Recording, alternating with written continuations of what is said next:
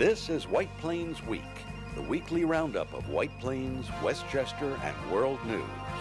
With John Bailey, editor and publisher of the daily internet newspaper White Plains Citizen Net Reporter, WPCNR.com.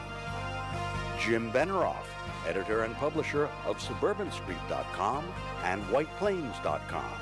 And me, Peter Katz, formerly with NBC, ABC News, and stations from Boston to Los Angeles.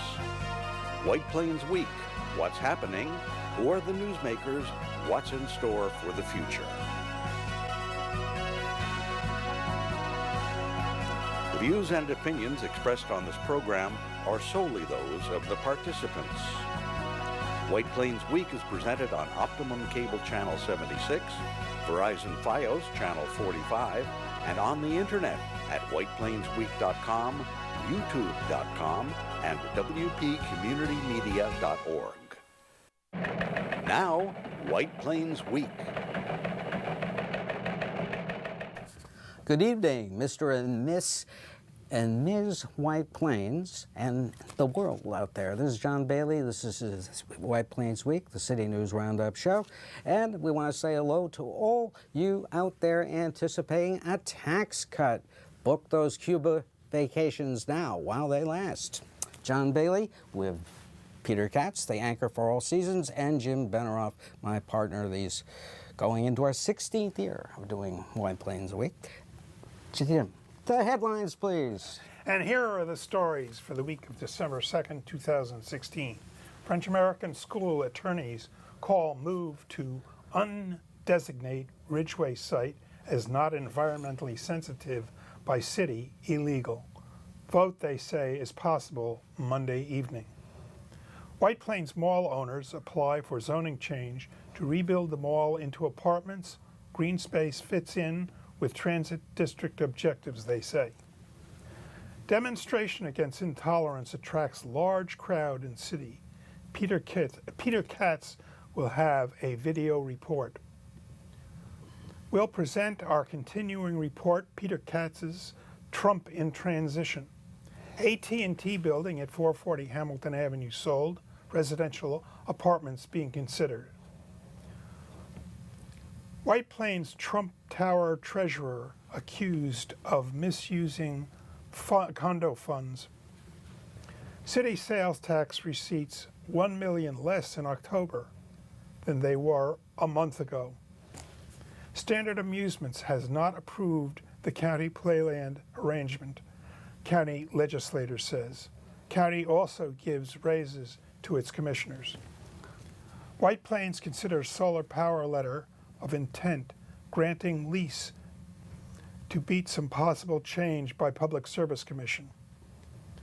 U.S. Attorney Preet Bharara declares his Southern District will come after dealers selling heroin and opioids that result in drug overdose deaths. White Plains lawyers award Judge Learned Hand Award. Creator of the world's most famous hamburger departs. Thank you, Jim. And well, we go to White Plains Week, World Newsreel March of Time, and there are big changes revealed for some landmark buildings in White Plains. That is the White Plains Mall, shown at the top, driving down Hamilton Avenue, and down below the AT&T building at 440 Hamilton. And the first change we'll discuss was revealed Monday evening, and that's it. That is what a proposal by the owners of the White Plains Mall, you know, who you know, Jim, are thinking of doing at the site. Tell us about it. Well, they're planning to build 600 apartments, residential rental units. They will have 95,000 square feet of commercial space, which they call, it's a craft food court. Yes, we'll show that. This is some of the particulars. That's craft with a C, not, yes, not, right. not K as in the craft Right, cheese. right. Yeah, the major tower will be 280 feet or approximately 28 stories. And then there's a shorter tower, which will be about 15 stories Right. to the left there. In the center is a parking garage with a green open platform on top of it. You'll notice Plus on a- that illustration is quite misleading because the shorter tower on the left is not half the height of the tower on the right. If something is 15 stories and it's up against something which is 28 stories, it should look to be much higher.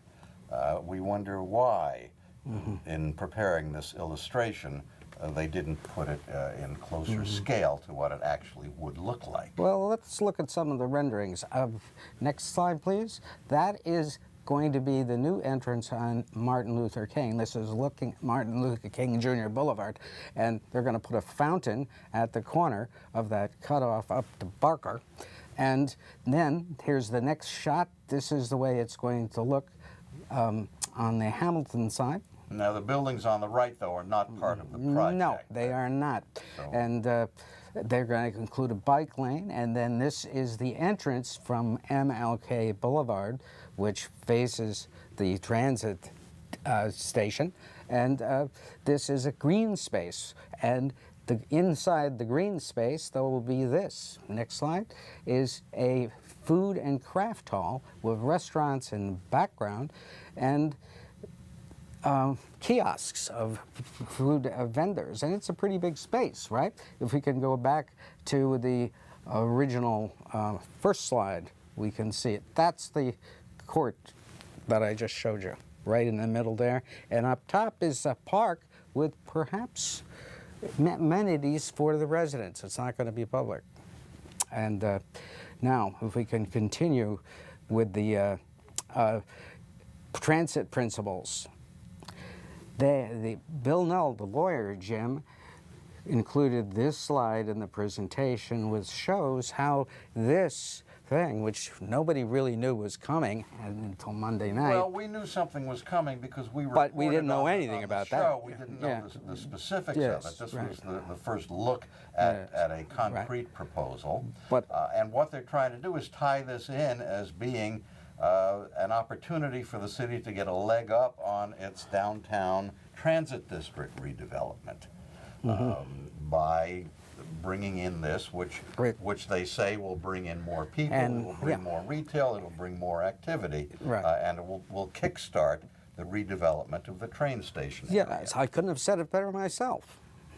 But you know that no, That's but why- he's that's why- absolutely right. Well, That's John, why he's on the show. that's why Right, you he pay me adds the big clarity. bucks. Right, he adds Yeah. clarity. You know, clarity and precision. Whereas we just set him up. So, right? so this was the first look, and so what was the reaction? I mean, could you sense any reaction from the council people? I thought the council was receptive.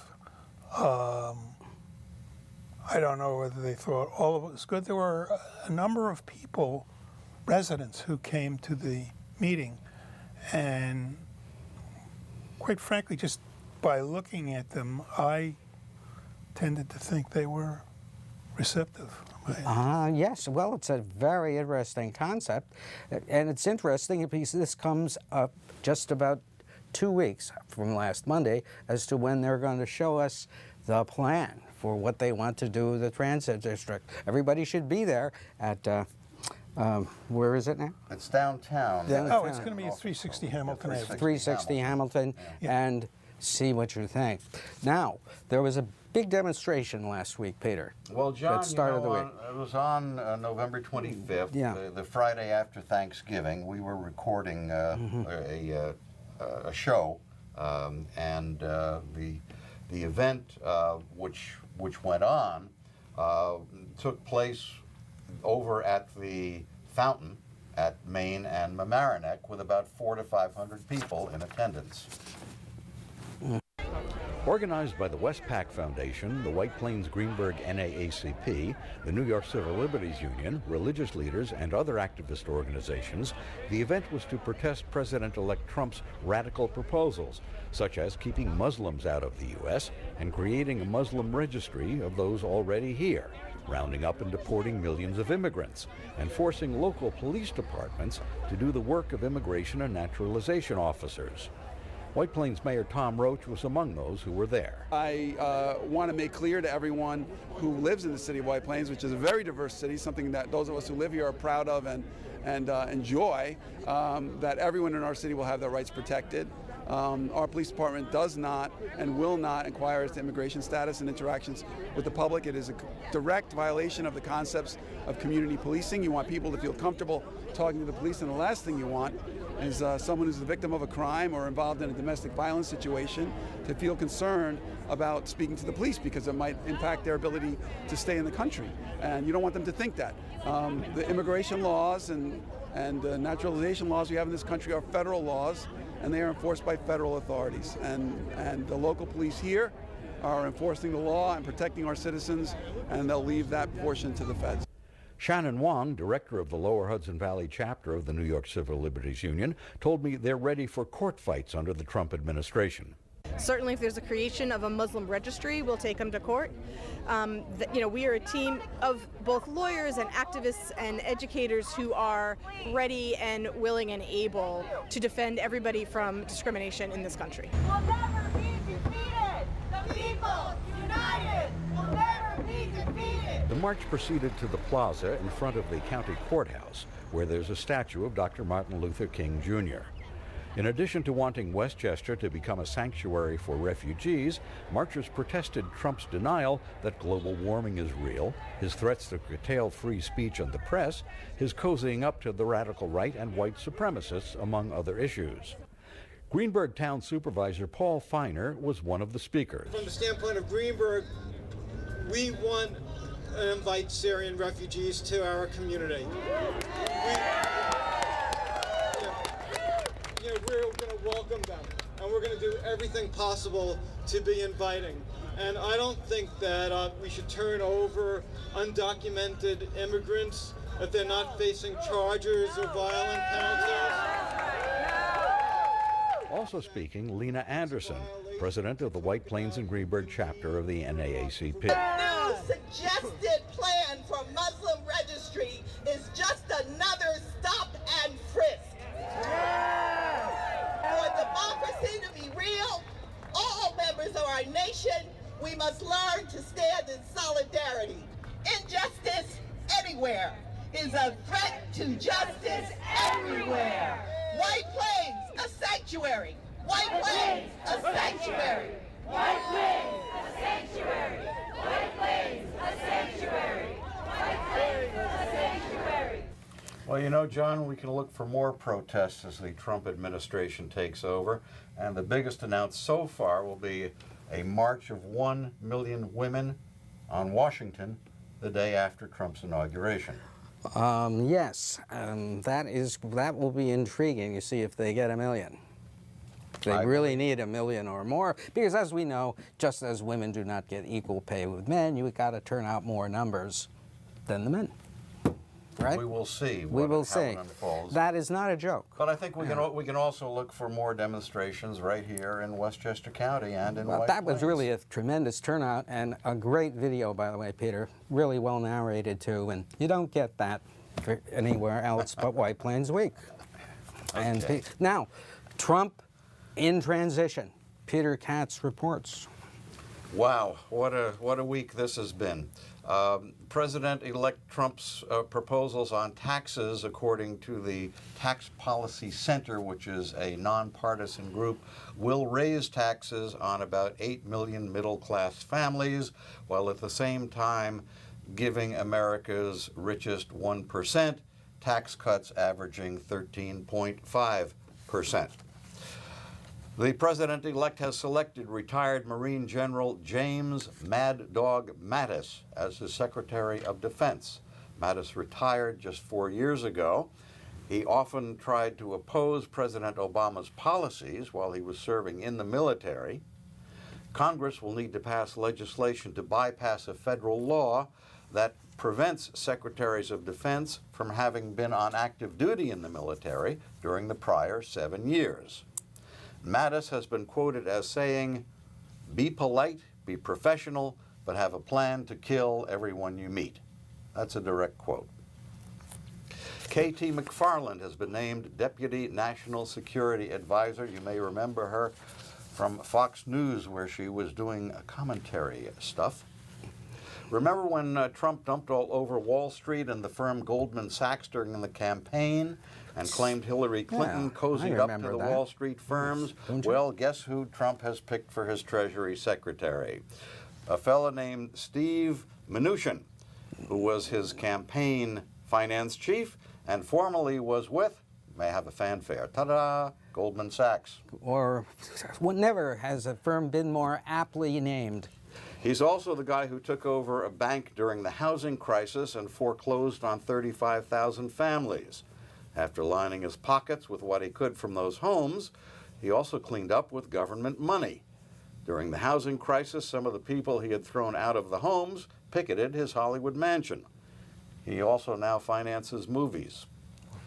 How appropriate. Former fanfare Goldman Sachs billionaire Wilbur Ross has been picked for Commerce Secretary. Ross is the guy who wanted to do away with the Federal Deposit Insurance Corporation. As you know, the FDIC is the government outfit that insures your savings and checking accounts, so you won't lose any money if banks go belly up. Todd Ricketts, whose family owns the Chicago Cubs and is the 66th richest man in America, according to Forbes. Only number 66. You ought to check the figures. Well, that's why he was named Deputy Commerce Secretary. Oh, that was good. Thank you.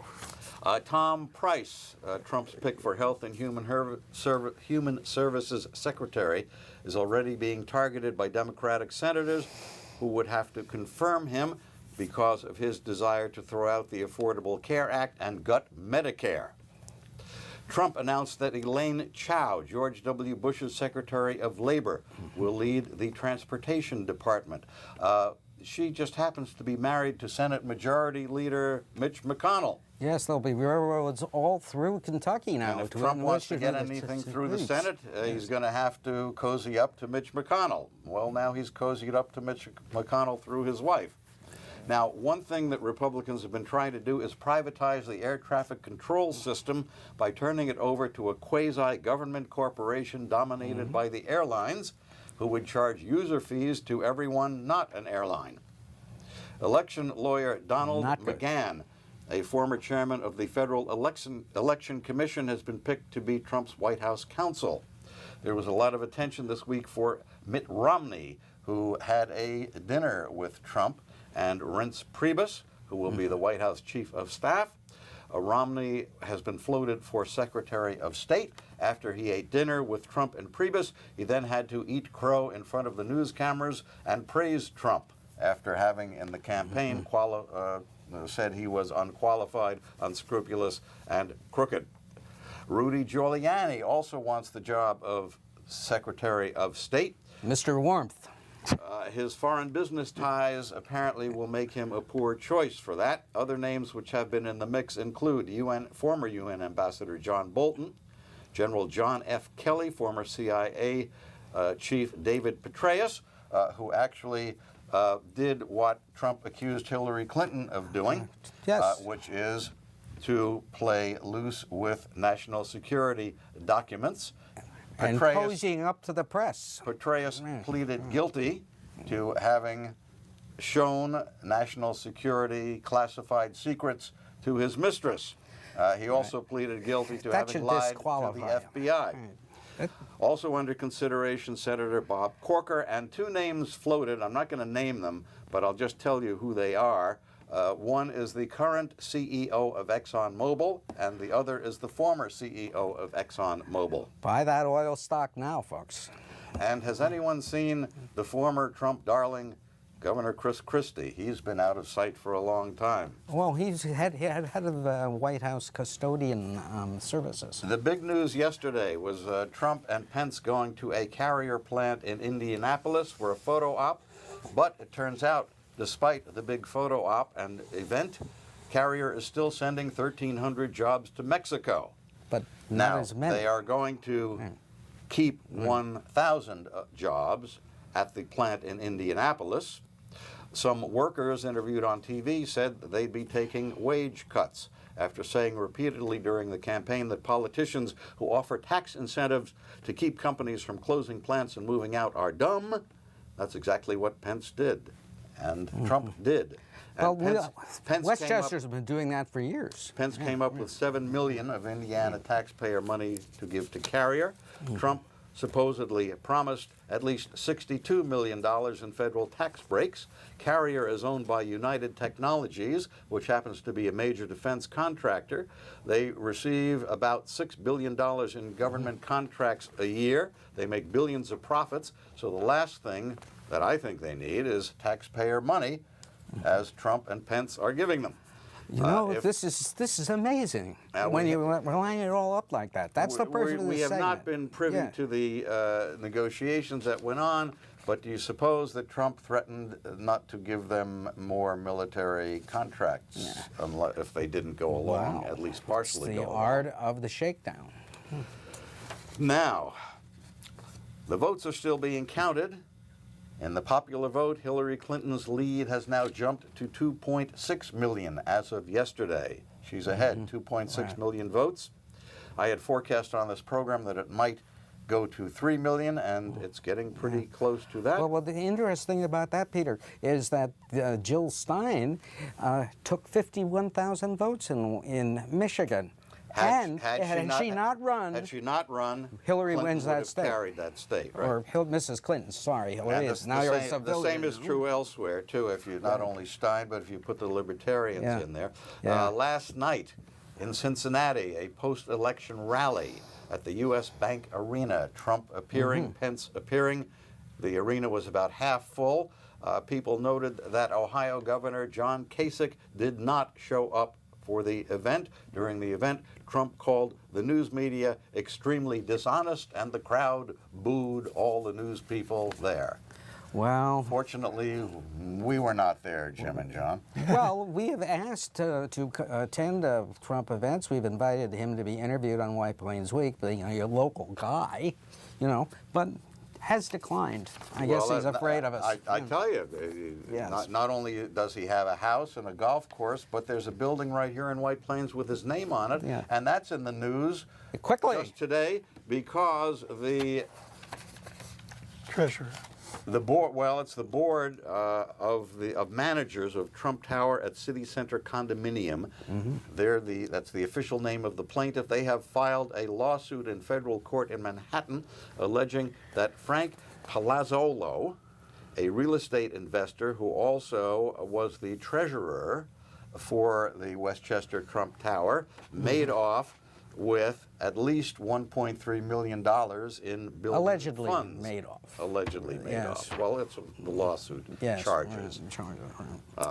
They believe that the total over several years may reach close to $9 million in money that disappeared from the Trump Tower here in White Plains. These boards of condominiums has to be more vigilant. They have to be more vigilant. Now, around White Plains, some quick news, all very affecting the way White Plains is going to be. The AT&T building shown here was sold, and the owners are looking at making residences there, putting a glass covering on Possibly residential, possibly including 2 floors of office, maybe a little retail. We understand they have been talking to the city about what they would like to do. Right.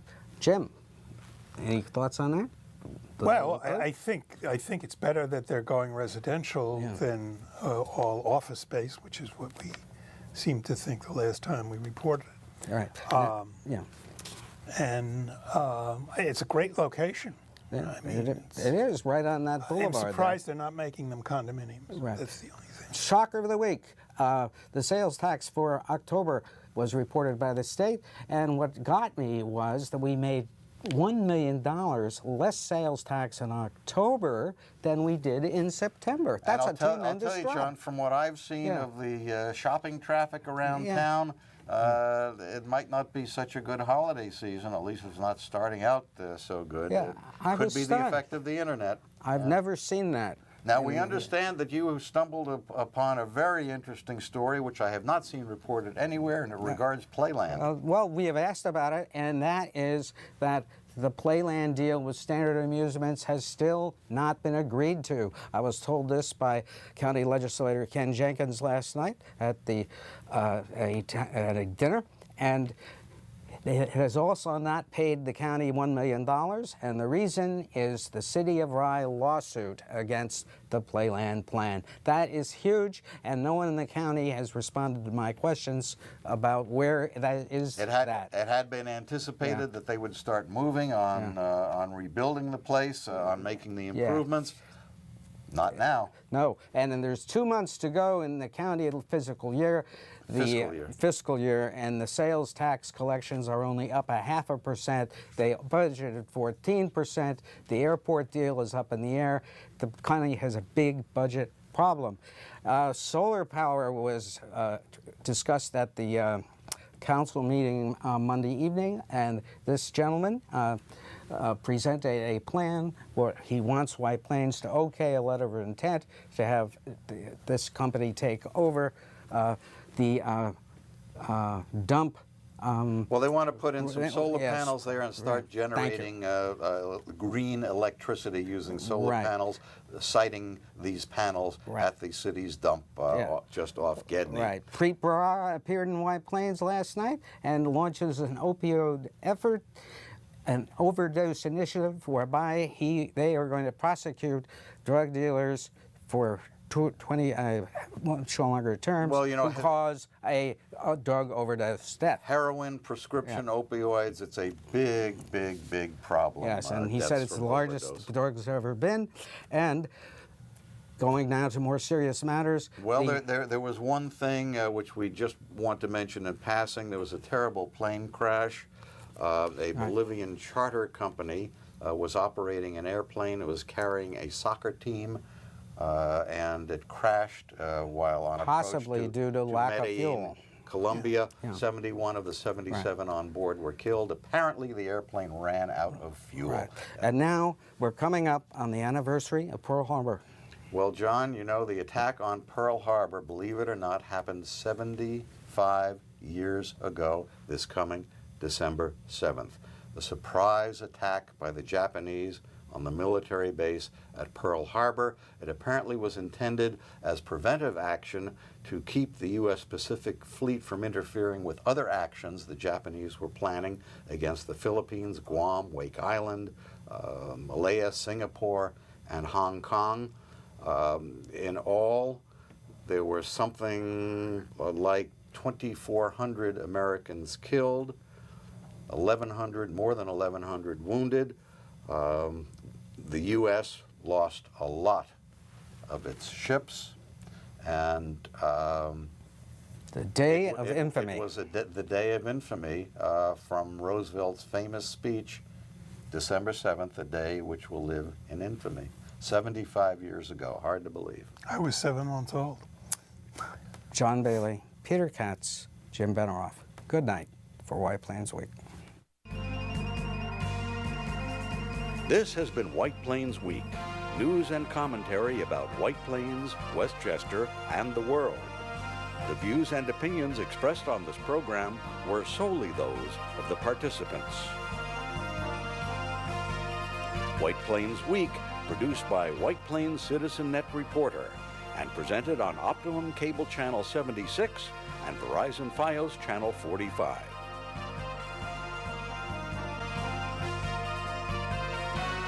You may view White Plains Week anytime on the internet at whiteplainsweek.com, youtube.com, and wpcommunitymedia.org.